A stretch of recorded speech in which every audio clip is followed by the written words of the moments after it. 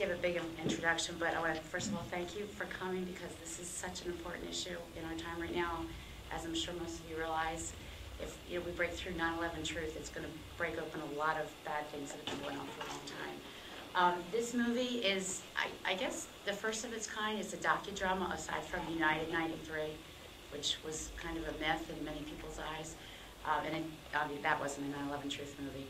But this movie was just released this year, and the writer-director, Jarek, and I'm not sure how to pronounce his last name, but it's K-U-P-S-C.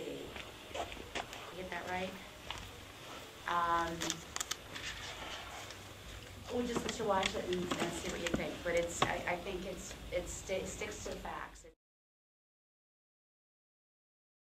Before I neglected to mention why we're doing this, we're trying to support the family members in the investigation is the main reason, and we're trying to bring awareness to the 9/11 first responders, the sick and dying 9/11 first responders that have just gotten no help from the government.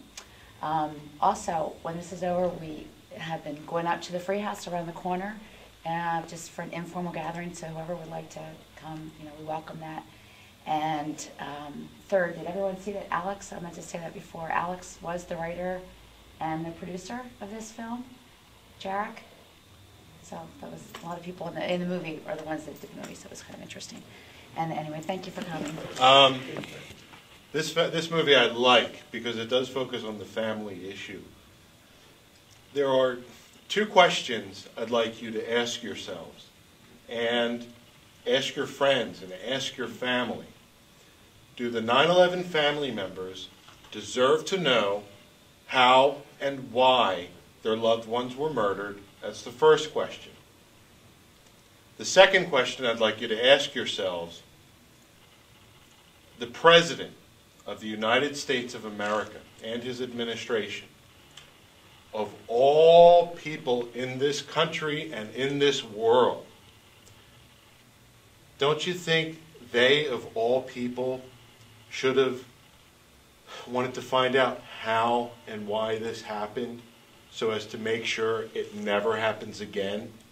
Yet, according to the families, they were their biggest adversary with regards to investigating the 9/11 attacks.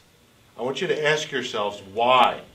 Why would the President and his administration not want to investigate the most horrific crime to ever take place on the soil of America? Why? Why didn't they want to investigate it? It's easy. They already do. Union. Well, we all have our answers, but that's something I'd like you to ask yourselves because that's a very important question.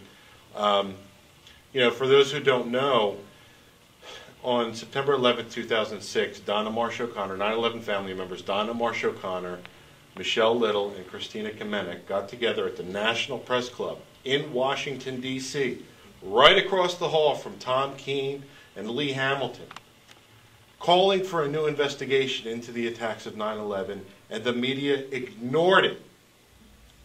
And this past February, Phil Sheenan, who was a New York Times reporter, came out with a book called The Commission that basically reaffirmed the family's fears in Philip Zelikow, the executive director of the 9/11 Commission, when he alleged that, he was talking to Karl Rove at a time when he should not have been. Now, the families called for his resignation at the time of the 9/11 Commission.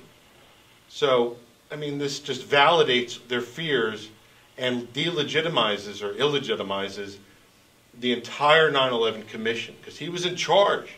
He was in charge. So, the Jersey Girls, the families who fought for the creation of the 9/11 Commission in February of 2008, called for a new investigation, and again, the media did not cover it. Can you imagine the impact it would have on this country if they gave it the coverage of Anna Nicole Smith and Scott Peterson and the Aruba murders?